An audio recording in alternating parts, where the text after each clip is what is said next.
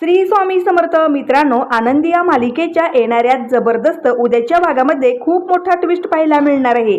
जेव्हा आता योगेंद्रला कळतं की आनंदीला जो काही त्रास झालेला आहे आणि त्या त्रासाला कारणीभूत शिल्पा, विद्याधर आणि धनश्रीचा हात आहे आणि आनंदीला जबरदस्तीने त्या जागी पुतळा बनवून ठेवलेला असतो। हे सगळं या तिघांचं कारस्थान असतं। हे जेव्हा आता युगेंद्रच्या समोर येतं तेव्हा मात्र युगेंद्र आता या तिघांना सुद्धा अशी काही शिक्षा केली आहे, तिघांना सुद्धा आनंदीची पाय धरून माफी मागायला लावलेलंच आहे।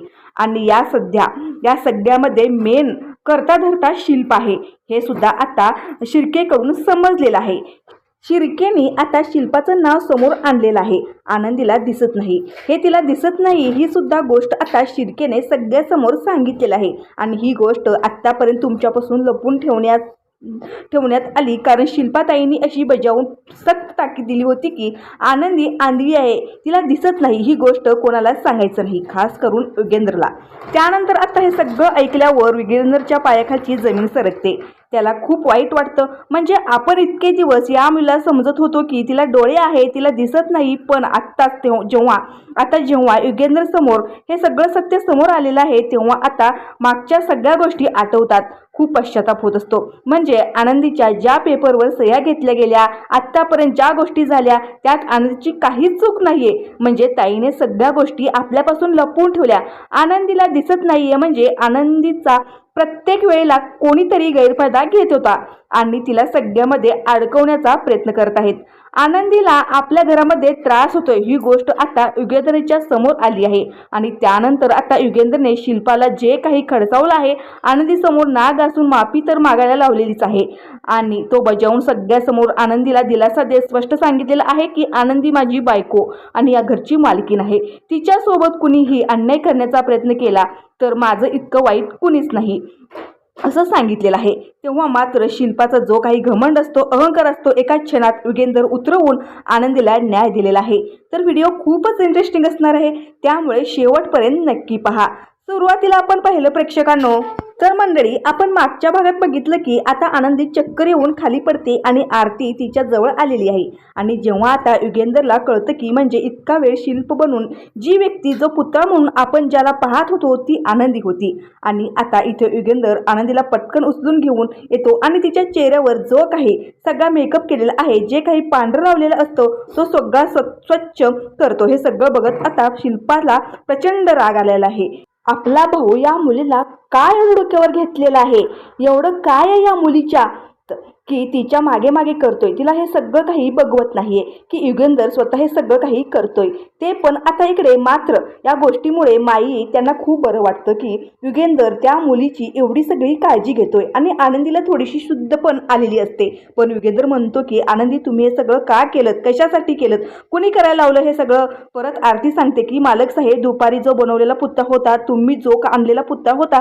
तो दुपारीच फुटला होता आणि आनंदी दुपारपासून अशी उभी होती, काही न खाता पिता। या गोष्टीमुळे युगेंद्रला खूप वाईट वाटतं, म्हणजे तिने आपल्यासाठी एवढा मोठा त्याग केला, एवढं सगळं काही सहन केलं आणि विद्याधरला आता ते शब्द आठवतात, तो जे बोललेला असतो शिल्पासमोर, जेव्हा शिल्पा म्हणते की ती मुलगी बघ ना, एवढी मोठी पाहुणे घरात आले असतात सुद्धा घरी आलीच नाहीये, त्यावर युगेंद्र म्हणालेला असतो की मी माझ्या परीने नातं पूर्णपणे निभावतोय, पण समोरच्याला त्याची कदर नसेल तर काय अर्थ आहे या सगळ्याला, यापुढे माझा आणि आनंदीचा काही संबंध राहणार नाही असं तो बोलून गेलेला असतो आणि त्याला ते आठवतं आणि त्याला त्याचं वाईट वाटतं, म्हणजे या मुलीने आपल्यासाठी इतकं सगळं केलंय आणि आपला हा झालेला गैरसमज आहे। पण त्यावेळेला तो शिल्पाला म्हणतो की या मुलीला एवढं सगळं करायला कोणी सांगितलं आणि का केलं पुतळा, तर फुटला होता ना, दुसरं काहीतरी करता आलं असतं, त्या मुलीला का सांगितलं एवढं सगळं करायला। इथे आता जी आरती असते ती म्हणते की सर, मालक सर, आनंदीला काही होणार नाहीये ना। तेव्हा शिर्के म्हणतात आरजी काळजी करू नकोस, मी आत्ताच डॉक्टरांना फोन केलाय, डॉक्टर येतात आणि ते आनंदीला व्यवस्थित चेक करतील, तू काहीच काळजी करू नकोस। पण आता इथे युगेंद्र आहे, तो म्हणतो की पण हे सगळं कोणी सांगितलं तिला करायला, का केलं हे सगळं।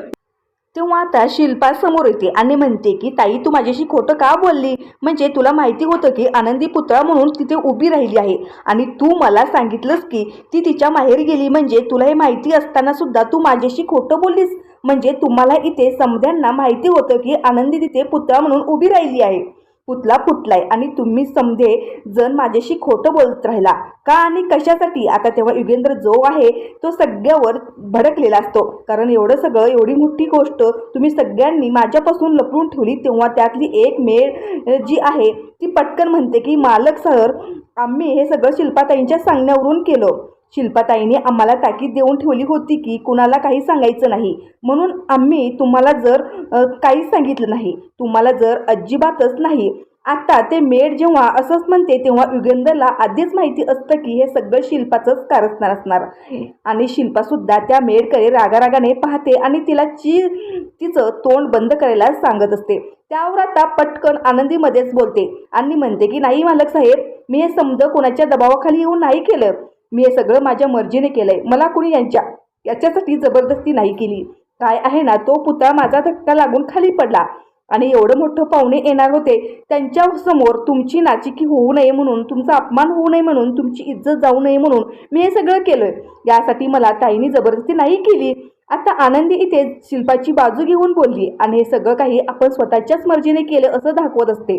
आता ही शिल्पाला या गोष्टीचा खूप सुद्धा राग येतो, कारण आनंदी आता युगेंद्रच्या समोर महान बनण्याचा प्रयत्न करते असं तिला वाटत असतं. पण आता युगेंद्र आनंदीला म्हणतो की एवढं सगळं कशापायी केलं, याचं सगळ्यामध्ये तुझा जीवाला काही धोका झाला असता, काही त्रास झाला असता तर काय केलं असतं, आबांना मी काय उत्तर दिलं असतं. आनंदी, तुम्ही माझी जबाबदारी आहात आणि तुम्हाला जर काय झालं, आबांना मी काय उत्तर दिलं असतं. आनंदी, तुम्ही माझी जबाबदार आहेत आणि तुम्हाला जर काही झालं असतं तर. त्यानंतर युगेंद्र आत्ता म्हणतो, पण तो पुतळा फुटला कसा, तुमचा धक्का कसा काय लागला त्याला. आता त्यावर आनंदी म्हणते की मालक साहेब, मला माहिती नव्हतं त्या बॉक्समध्ये पुतळा होता, ते मी किचनमध्ये होते आणि तेव्हा मला तिथे तपकिरीचा वास आला आणि दारूचा सुद्धा वास येत होता आणि तिथे कोणीतरी दारूची बाटली सुद्धा घेऊन माझ्याजवळ आलं होतं आणि त्या गोष्टीला मी घाबरले आणि मला कळलंच नव्हतं की काय झालं आणि मला असं वाटलं की विद्याधर साहेब आहेत आणि म्हणून मी तिथून धावत बाहेर आली आणि ती व्यक्तीसुद्धा माझ्या मागून मागून धावत होती आणि म्हणून मला काही कळलं नाही आणि माझा धक्का त्या पुतळ्याला लागला आणि पुतळा खाली पडला. तेव्हा युगंधरला हे सगळं काही सांगते. आनंदी तेव्हा त्याला संशय येतो की हे सगळं कुणीतरी मुद्दाम आनंदीला त्रास देण्यासाठी केलंय. पण इथे आता युगंधर लगेच आनंदीला म्हणतो, पण तुला दिसलं का नाही का ती व्यक्ती कोण होती, ती तू पाहिली नाही आहेस का, तुझ्या मागून कोण होतं, कोण आलं होतं. तेव्हा त्यावर आता लगेच जे शिर्के आहेत ते म्हणतात की मालक साहेब, एक गोष्ट बोलू का आनंदी मॅडमला दिसत नाही. आता शिर्के असं जेव्हा सांगतात ना तेव्हा मात्र युगेंधरला मोठा धक्का बसलेला आहे. म्हणजे इतके दिवस त्याला ते माहीतच नव्हतं की आनंदी ही जन्मताच आंधळी आहे, तिला दिसत नाही आहे. आणि जेव्हा त्या शिर्के असं सांगितल्यानंतर तेव्हा योगेंद्र म्हणतात की काय, या पोरला दिसत नाही. त्यावर शिर्के म्हणतात की हो, ती जन्मताच आंधळी आहे, तिला नाही दिसत. शिर्के म्हणत असतो की मालक साहेब, इतके दिवस मी तुम्हाला ते सांगण्याचा प्रयत्न करत होतो, पण काही ना काही कारणाने विषय टाळण्यात आला आणि तुम्हाला सांगताच नाही आलं. आता तर युगंधरला आनंदीबद्दल फारच वाईट वाटत असतं. ते ज्या आई आहेत त्यांना मात्र आता आनंद झालेला आहे, कारण इतके दिवस जी शिल्पा काही त्यात आनंदीला त्रास देत होती ते माईना बघवत नसतं. माई म्हणतात बरं झालं शिर्केने सांगून टाकलं ते, नाहीतर ही शिल्पा त्या पोरीला किती त्रास देईल तिला असता काही सांगता येत नाही. आता इथे युगेंद्र म्हणतो, पण एवढं दिवस तुम्ही ही गोष्ट माझ्यापासून का लपवून ठेवलीत, मला का नाही सांगितलं की या पोरीला दिसत नाही. ते शिर्के म्हणत असतो, मालक साहेब, मी तुम्हाला सांगण्याचा खूप वेळा प्रयत्न केला, पण प्रत्येक वेळेला काही ना काहीतरी कारणाने तुम्ही तो विषय टाळून दिला आणि म्हणून तुम्हाला ही गोष्ट सांगता नाही आली. आता जेव्हा युगेंद्र समोर हे सत्य आलंय तेव्हा मात्र त्या युगेंद्रला हा प्रश्न पडतो, जर विद्याधर घरी नव्हता, विद्याधर घरी नसताना सुद्धा आनंदीच्या आसपास तपकिरीचा वास कसा काय आला, दारूचा वास कसा काय आला, म्हणजे या सगळ्यामध्ये आनंदीला कोणीतरी घरचंच व्यक्ती त्रास देते. कोणी केलं असेल हे समजा, कोणी आनंदीची फसवणूक केली म्हणजे तो पुतळा फुटावा आणि हे सगळं व्हावं हे घरच्याच कुणीतरी काम केले आहे. आता विद्याधरला समजतं. त्यावर इथे आता शिल्पा म्हणते, अरे घरची व्यक्ती कोणी का कशाला करेल, ही पोरगी एवढी बेंद्री आहे, तिला जर दिसत नाहीये तर तिने आजूबाजूला हात लावून चाचपून मग पुढे चालायला हवं ना. अगदी कशी पण घरामध्ये धावत असते. एकदा तर तिने संविधानाच्या फोटोला हात लावली आणि आता तर तिने पुतळ्यालाच फोडून टाकलं. युगेंद्र म्हणतो, पण या सगळ्यामध्ये आनंदीची काही चूक नाहीये. तुम्हा सगळ्यांना माहिती होतं की तिला दिसत नाहीये, तर तुम्ही सगळ्यांनी तिची काळजी घ्यायला पाहिजे होती. असं म्हणून आता युगेंद्रने शिल्पाचं तोंड अगदी कायमचंच बंद करून ठेवलेलं आहे. मग आता या सगळ्या मागे कोणाचा डाव होता, हा कोणी आनंदीला त्रास दिला हे मी शोधून काढणार, असं आता युगेंद्र म्हणतो. त्याच्याचमुळे आता धनश्री जी आहे ती पूर्णपणे घाबरली आहे. आता युगेंद्र आनंदीला म्हणतो की आनंदी, आता बरं वाटतं का तुला, आणि तिथे जा, मेड आहेत त्यांना. आता युगेंद्र म्हणतो की पोरीने काही खाल्लं नाही दुपारपासून, तिला काहीतरी खायला प्यायला द्या, तिचं खाण्यापिण्याचं बघा. आणि युगेंद्र आता इथे आनंदीला तिच्या रूममध्ये घेऊन जायला सांगतो. पण त्याच वेळेला आता इकडे तिथून समोरून विद्याधर रूममध्ये आलेला आहे. आता तो ऑलरेडी ड्रिंक करून आलेला आहे आणि सोबतच आनंदीला पाहून तो म्हणतो की या आनंदी मॅडमची काय अशी अवस्था झाली आहे. अरे हा दुपारी पुतळा फुटला होता ना, तर पुतळ्याच्या ठिकाणी मॅडम पुतळा म्हणून उभा राहिल्या होत्या वाटतं. जेव्हा हा विद्याधर येऊन असं काही बोलत असतो तेवढ्यातच योगेंद्र त्याला अडवतो आणि म्हणतो की तुला कसं माहिती की दुपारी पुतळा फुटला होता ते, आणि आनंदी तिथे पुतळा म्हणून उभी राहिली होती ते. आता मात्र आपला युगेंद्रला विद्याधरवरती पूर्ण संशय येतो की हे नक्कीच काहीतरी कटकारस्थान असणार आहे. आणि आता तो त्याची कॉलर धरतो आणि म्हणतो की बोल, तुला कसं माहिती हे समजलं. त्यावर तो म्हणतो की मला माहिती आहे सगळं. मी दुपारी माझ्या बायकोने फोन केला होता ना, तेव्हाच तिने मला सांगितलं फोनवरती. हो, तेव्हाच मला समजलं, माझ्या बायकोनेच मला सांगितलंय सगळं. आता विद्याधरच्या या बोलण्यावर युगेंद्रला असं वाटत होतं की योग हा विद्याधर आपल्याशी काहीतरी खोटं बोलतोय. आनंदी जसं म्हणाली की तिला तपकिरीचा वास येत होता, दारूचा वास येत होता, विद्याधर हा दुपारी घरी तर नसेल ना, आणि त्याने समज मुद्दामून केलं नसेल. आता हा संशय त्याच्यावरती असतोच.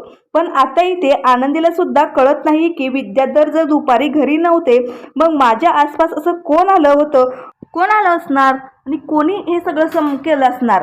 आता शिल्पाताईंनी केलं असेल का, आता इथे आनंदीला काही कळत नाहीये. पण इकडे आता जेवणाची वेळ झालेली असते, सगळेजण जेवणासाठी डायनिंग टेबलवर आलेले असतात. इकडे विद्याधर सुद्धा आता जेवायला खाली येत असतो आणि तेव्हा त्याची जी बायको आहे धनश्री, ती दारूची बॉटल घेऊन खाली येते आणि नेमकी ती दारूची बॉटल आणि तिच्या हातात असलेला ग्लास खाली पडतात आणि फुटतात. तेव्हा युगेंद्र आता तिकडे लक्ष जातं. म्हणजे हा विद्याधर आपल्या बायकोला अशी कामं करायला लावतो आणि तो येऊन विद्याधरला म्हणतो की तू तिच्या बायकोला दारूची बाटली आणि ग्लास भरायला लावतोस. आणि आता तो विद्याधरच्या एका सणसणीत कानाखाली लावून येतो आणि म्हणतो की आपल्या घरात बायकांना अशी कामे करायला लावत नाहीयेत, बायकांचा मान सन्मान ठेवायचा. त्यावर आता इथे विद्याधर म्हणतो की माझी बायको आहे, माझी बायको, मी तिला काहीही सांगेन, तिच्याशी काहीही करेन, त्याच्याशी तुझा काही संबंध नाही. असं जेव्हा आता विद्याधर म्हणतो तेव्हा युगेंद्र पुन्हा त्याच्या एक कानाखाली लावून देतो आणि म्हणतो हे घर माझं आहे आणि माझ्या घरात बायकांना सन्मान केला जाईल, बायकावर अशी अरेवारी करायची नाही आणि असली घाणेरडी कामे करायला त्यांना सांगायचं नाही. आता असं जेव्हा युगेंद्र म्हणतो तेव्हा हे सगळं ऐकून आनंदीला खूप छान वाटतं. म्हणजे मालक साहेब बायकांना, महिलांची किती रिस्पेक्ट करतायत, आदर करतायत, या गोष्टीमुळे आनंदीला खूप छान वाटतं. पण तेवढ्यातच आता युगेंद्रचा एक गोष्ट लक्षात येतं, म्हणजे ही धनश्री आहे ती याची सगळी कामे ऐकते, म्हणजे विद्याधरची सगळी कामे ऐकते. म्हणजे आज आनंदीला जो काही त्रास देण्यात आला, तिच्या बाजूला जो काही तपकरीचा वास आणि दारूचा वास येत होता, हे सगळं नक्कीच धनश्रीनेच केलं असणार आहे आणि तेही विद्याधरच्या सांगण्यावरून. त्याच्याचमुळे आता इथे युगेंद्र हा तिघांना सुद्धा आता म्हणजे शिल्पा, धनश्री आणि विद्याधर तिघांना सुद्धा समोर घेतो आणि म्हणतो की खरं खरं सांगा, तुमच्यापैकी हा कुणाचा प्लॅन होता आनंदीला त्रास देण्यासाठी? कुणी हे सगळं केलं? खरं खरं सांगा, नाही तर तुम्हा तिघांना सुद्धा आजपासून घरात अन्नाचा पाण्याचा कळ सुद्धा मिळणार नाहीये. कुणाचा प्लॅन होता हा सगळा?